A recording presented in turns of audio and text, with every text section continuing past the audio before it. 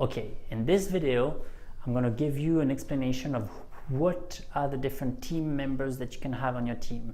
See this as sort of a cross-functional view of a company. I'm going to explain each and every role here that can be helpful for you. So first, you have the founders. The CEO, blah blah blah. But here the founders is the COGSD. What the heck is this? So I came up with this. It's the chief officer of getting stuff done. Okay, so the founders, when they start, they have to do everything.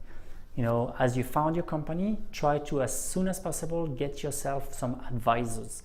Put them on the board of advisors if needed, because advisors will gonna give you an external perspective, can help with early conflict resolution, facilitate things, provide advice and free consulting, which is really important. As we mentioned several times, decisions you made are only going to be as good as the information that you're going to base them on.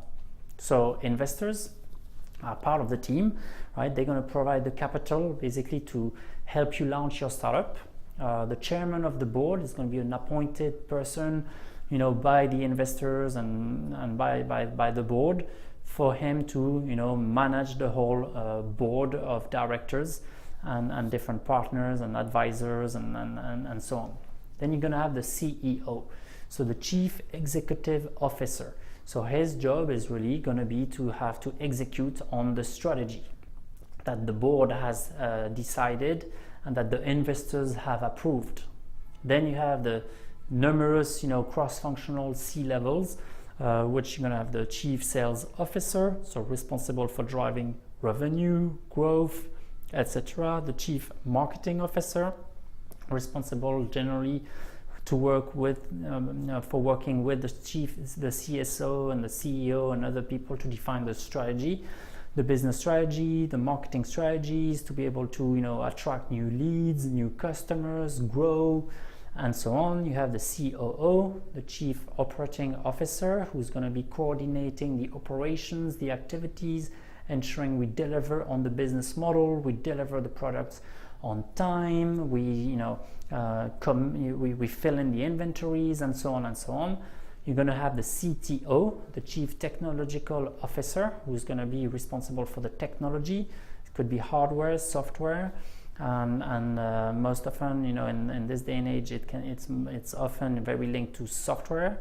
You have the CIO, or Chief Innovation Officer, that's going to be responsible, for helping with, an innovation culture. But this, to be honest, would be more in a bigger company, right?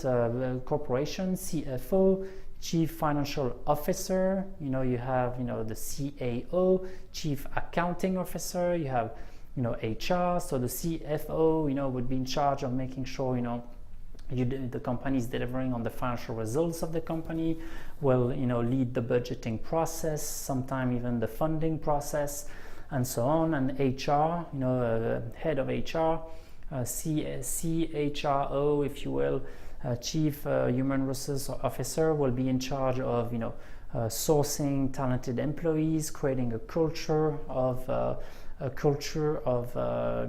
result delivery, a culture for the company of collaboration and so on, innovation, and that's and making sure everyone gets paid and so on and so on.